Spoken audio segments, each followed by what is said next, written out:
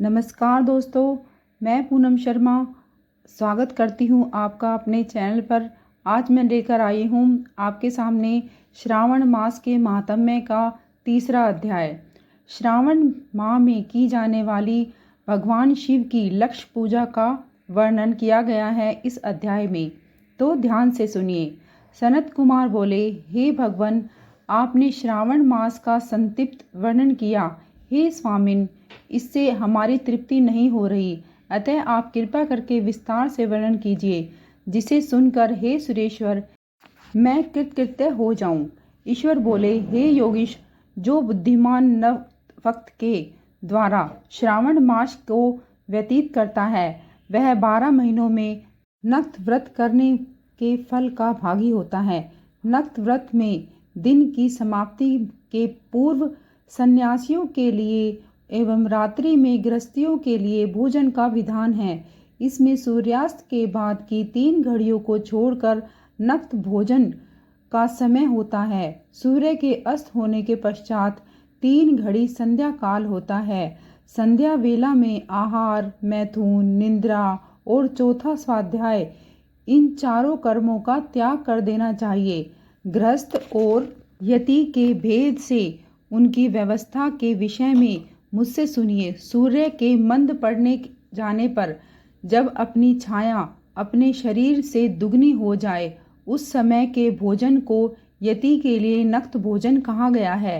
रात्रि भोजन उनके लिए नक्त भोजन नहीं होता। तारों के दृष्टिगत होने पर विद्वानों ने गृहस्थी के लिए नक्त कहा गया है। यति के लिए दिन के 8वें भाग के शेष रहने पर भोजन का विधान है। उसके लिए रात्रि में भोजन का निषेध किया गया है। गृहस्थ को चाहिए कि वह विधि पूर्वक रात्रि में नक्त भोजन करे और यति, विधवा और विधुर व्यक्ति सूर्य के रहते नक्त व्रत करे। विधुर व्यक्ति यदि पुत्रवान हो तब उसे रात्रि में ही नक्त व्रत करना चाहिए। अनाशर्मी हो अथवा आशर्मी हो अथवा पत्नी रहित हो अथवा पुत्रवान हो, उन्हें रात्रि में नक्त व्रत करना चाहिए। इस प्रकार बुद्धिमान मनुष्य को अपने अधिकार के अनुसार नक्त व्रत करना चाहिए।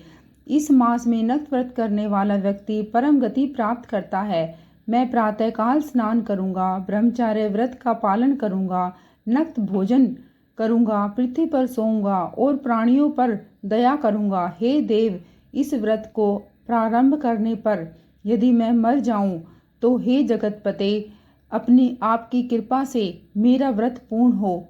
ऐसा संकल्प करके बुद्धिमान व्यक्ति को श्रावण मास में प्रतिदिन नक्त व्रत करना चाहिए। इस प्रकार नक्त व्रत करने वाला मुझे अत्यंत प्रिय होता है।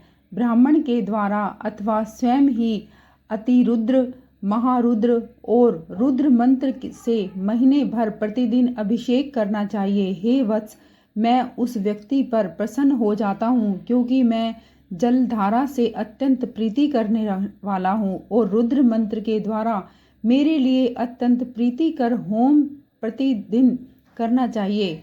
अपने लिए जो भी भोज्य पदार्थ अथवा सुखोपभोग की वस्तु अति प्रिय हो, संकल्प करके उन्हें श्रेष्ठ ब्राह्मण को प्रदान करके स्वयं महीने भर उन पदार्थों का त्याग करना चाहिए। हे मुने, अब इसके बाद उत्तम लक्ष्य पूजा विधि को सुनिए। लक्ष्मी चाहने वाले अथवा शांति की इच्छा रखने वाले व्यक्ति को लक्ष्य बिल्वपत्रों या लक्ष्य ध्रुवा दलों से शिव की पूजा करनी चाहिए।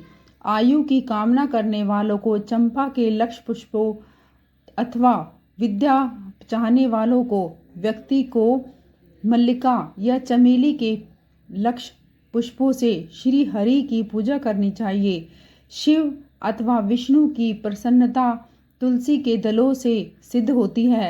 पुत्र की कामना करने वाले को कटेरी के दलों से शिव तथा विष्णु का पूजन करना चाहिए। बुरे स्वप्न की शांति के लिए धान्य से पूजन करना प्रशस्त होता है।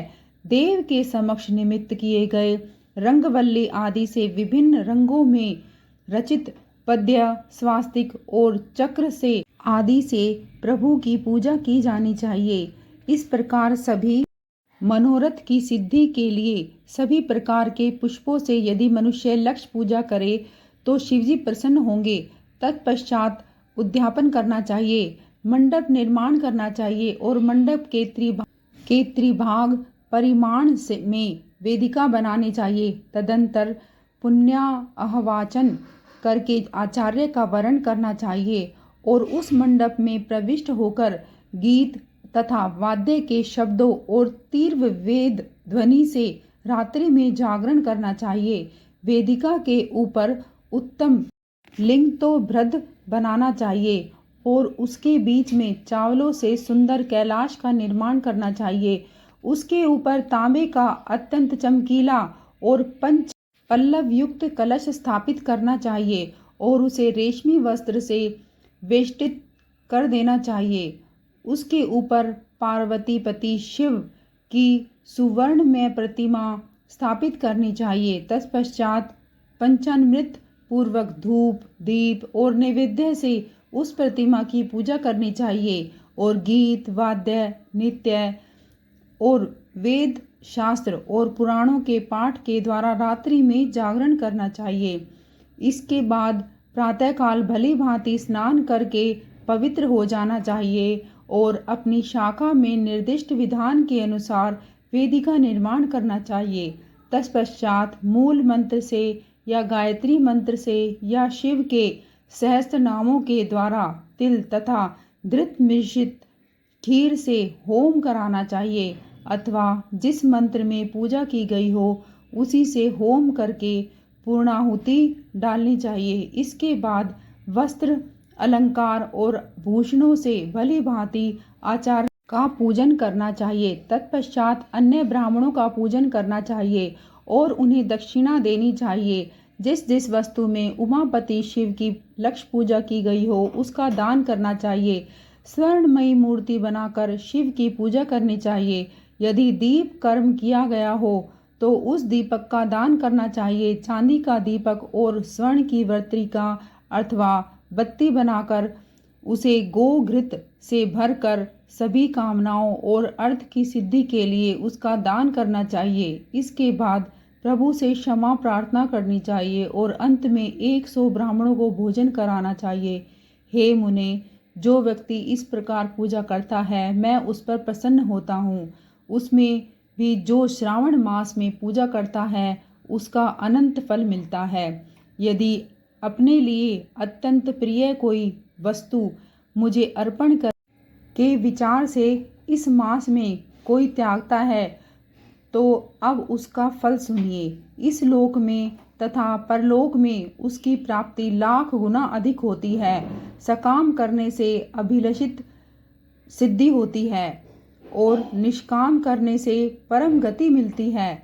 इस मास में रुद्राभिषेक करने वाला मनुष्य उसके पाठ की अक्षर संख्या से एक एक अक्षर के लिए करोड़ करोड़ वर्षों तक रुद्रलोक में प्रतिष्ठा प्राप्त करता है। पंचामृत का अभिषेक करने से मनुष्य अमरत्व प्राप्त करता है। इस मास में जो मनुष्य भूमि पर शयन करता है उसका फल भी मुझसे सुनिए।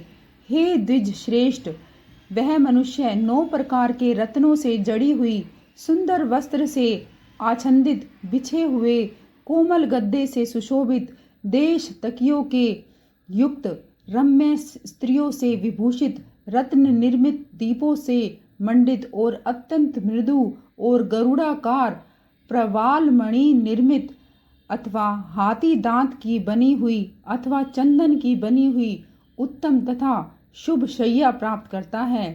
इस मास में ब्रह्मचार्य का पालन करने से वीर्य के दृढ़ पुष्टि होती है। ओज बल शरीर की दृढ़ता और जो भी धर्म के विषय में उपकारक होते हैं वह सब उसे प्राप्त हो जाता है।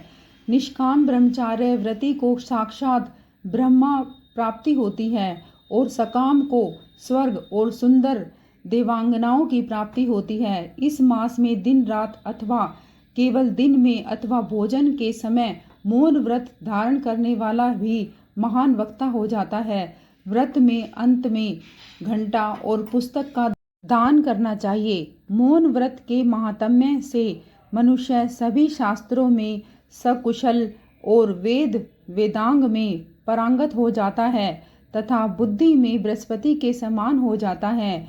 मौन धारण करने वाले का किसी से कलह नहीं होता, अतः मौन अत्यंत उत्कृष्ट है।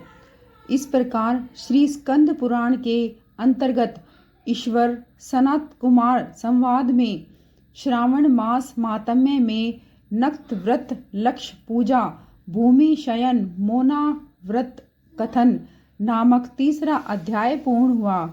तो दोस्तों, अब मिलते हैं आपसे अगले अध्याय में, चौथे अध्याय में। तब तक के लिए बने रहिए मेरे चैनल पर और मेरे चैनल को सब्सक्राइब करना ना भूलें। और अगर आपको मेरे द्वारा बताई हुई ये शिव जी की कथा अच्छी लग रही है तो प्लीज़ मेरे चैनल को सब्सक्राइब करें। धन्यवाद। हर हर महादेव।